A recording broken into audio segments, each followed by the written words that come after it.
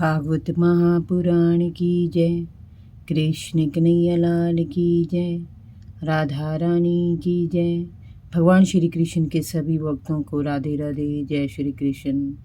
आज मैं आपको सुनाऊंगी भागवत महापुराण में दशम स्कंद में 46वां अध्याय, श्री कृष्ण जी द्वारा उद्धव जी को ब्रज भेजना। श्री सुखदेव जी ने कहा, परीक्षित, उद्धव जी वृष्णि वंशियों के प्रधान पुरुष थे। वे बृहस्पति जी के शिष्य और परम बुद्धिमान थे। वे कृष्ण के प्यारे सखा और मंत्री थे।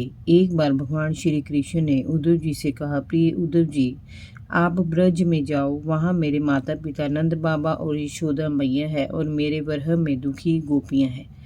मैं चाहता हूँ कि आप जाकर उन्हें ज्ञान का उपदेश दें और उनके दुखों को दूर करें। गोपियों का मन नित्य निरंतर मुझ में ही लगा रहता है। उनके प्राण, उनका जीवन, उनका सर्वस्व जैसे मैं ही हूँ। मेरे लिए उन्होंने अपने पति, पुत्र आज सभी के संबंधियों को छोड़ दिया। उन्होंने अपनी बुद्धि से भी मुझी को अपना प्रिय, अपना प्रियतम, अपना आत्मा मान रखा है।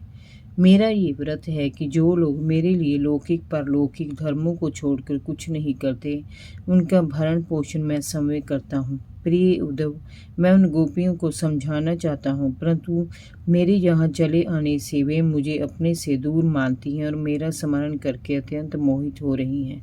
बार बार वे चेतनाहीन हो जाती हैं, काम करना छोड़ देती हैं और सारे सारे दिन उदास बैठी रहती हैं। मेरे विरह की ज्वाला उन्हें दग्ध करती रहती है। प्रति क्षण मेरे लिए वे उत्कंठित होती रहती हैं। इस प्रकार मेरी गोपियां बड़े ही कष्ट और यत्न से अपने प्राणों को किसी प्रकार से संजोज कर रख पा रही हैं। मैंने उनसे कहा था कि मैं आऊँगा, यही उनके जीवन का आधार है। उद्धव जी, मैं और क्या कहूँ, मैं ही उनकी आत्मा हूँ। वे नित्य निरंतर मुझ में ही पूरी तरह तन्मय रहती हैं। आप उन्हें जाकर समझाएं कि वे अपनी अधिक व्याकुल ना हो, वे इतनी अधिक व्याकुल ना हो। मैं सदैव उनका स्मरण रखता हूँ, वे मेरी प्रिय हैं। परीक्षित, जब भगवान श्री कृष्ण ने उनसे कहा तो उद्धव जी अपने स्वामी का संदेश लेकर रथ पर सवार हुए। ब्रज में गोपियों को श्री कृष्ण का संदेश देने उन्हें समझाने चल दिए। रथ पर सवार होकर जब वे ब्रज में पहुंचे, उस समय सूर्यास्त हो चला था। वन से गौएं लौट रही थी। ग्वाले उदास मुख उनके पीछे पीछे चले आ रहे थे। गौओं के खुरों से उठी धूल ने उद्धव जी के रथ को ढक लिया था। रंभाती हुई गांवों और बछड़ों की भागदौड़ से ब्रज गूंज रहा था। गोप और गोपियां भगवान श्री कृष्ण और बलराम जी की लीलाओं का गान कर रहे थे। घरों को पुष्पों से सजाया हुआ था। पक्षी चहक रहे थे और भोरे फूलों पर गुंजार कर रहे थे। ब्रज की शोभा निराली थी। उसे देखते हुए उद्धव जी नंद बाबा के घर पहुंचे। प्रिय कृष्ण का संदेशा लेकर उनके सखा उद्धव जी ब्रज में आए हैं। ये समाचार सुनकर नंद और यशोदा दौड़े दौड़े आए और उद्धव जी का स्वागत तथा आदर सत्कार किया। उन्होंने उद्धव जी को गले लगाकर और प्रेम से अश्रु बहाकर उसी प्रकार से अपनी प्रसन्नता प्रकट की जैसे समय श्री कृष्ण ही उनसे मिलने आ गए हैं। उन्होंने प्रेम पूर्वक उनके हाथ पैर धुलाए और आसन देकर उन्हें स्वादिष्ट भोजन कराया और सेवकों से उनके चरण दबवाए, पंखा झला ताकि उनकी थकान दूर हो जाए। जब वे आराम से बैठ गए तब नंद बाबा ने उनसे पूछा, उद्धव जी, वहाँ सभी कुशल से तो हैं? कृष्ण और बलराम कभी हमें याद करते हैं? उन्हें कभी ब्रज का स्मरण आता है? अपने सखा ग्वाल बालों का, गिरिराज गोवर्धन, वन उपवन, गाँव गौओं और गोपियों का कभी वे स्मरण करते हैं? क्या कभी वे यहाँ एक बार आएंगे? यदि एक बार वे यहाँ आ जाते तो हम उन्हें हृदय से लगाकर अपना भारी मन हल्का कर लेते। उद्धव जी, कृष्ण का मन तो बड़ा उदार है, उसकी शक्ति अनंत है। उसने यहाँ अनेकों राक्षसों का वध करके हमारी रक्षा की है। हम सभी श्री कृष्ण के विचित्र चरित्र, उसकी लीलाओं, उसकी तिरछी चितवन, उसके विलासपूर्ण मुस्कान, मधुर वचन आदि का जब स्मरण करते हैं तब उन्हीं में खो जाते हैं। हमसे तब कोई काम काज तो हो ही नहीं पाता जब हम देखते हैं कि ये वह यमुना है जिसमें वे जल क्रीड़ा करते थे। ये वह गिरिराज है जिसे उन्होंने अपने एक हाथ पर उठा लिया था। ये वे ही वन प्रदेश हैं जहाँ वे गोएं चराते थे और बांसुरी बजाकर सभी का मन मोह लेते थे।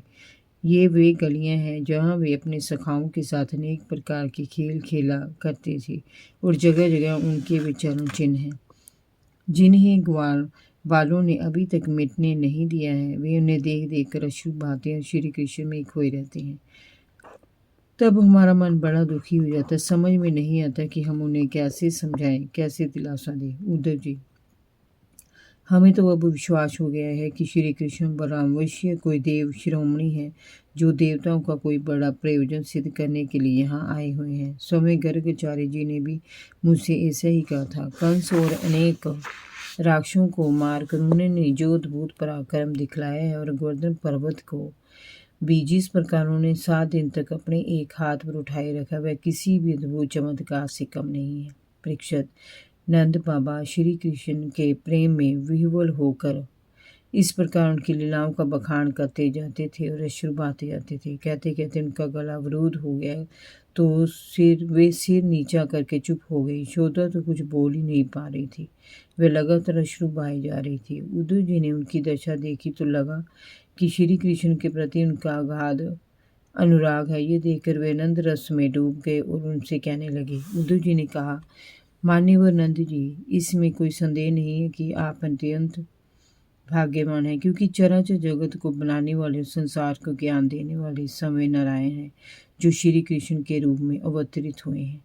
उनके प्रति उनका पुत्रवत स्नेह और वात्सल्य देकर मेरा हृदय नंद से भर उठा है। वस्तुत आप धन्य और आपका जीवन सराहनीय है। श्री कृष्ण और बलराम जी पुराण पुरुष है, जो समस्त संसार के कारण हैं। भगवान श्री कृष्ण पुरुष हैं और बलराम जी प्रधान प्रकृति हैं। ये दोनों ही समस्त जीवों के शरीरों में प्रवेश करके जीवन दान देते हैं।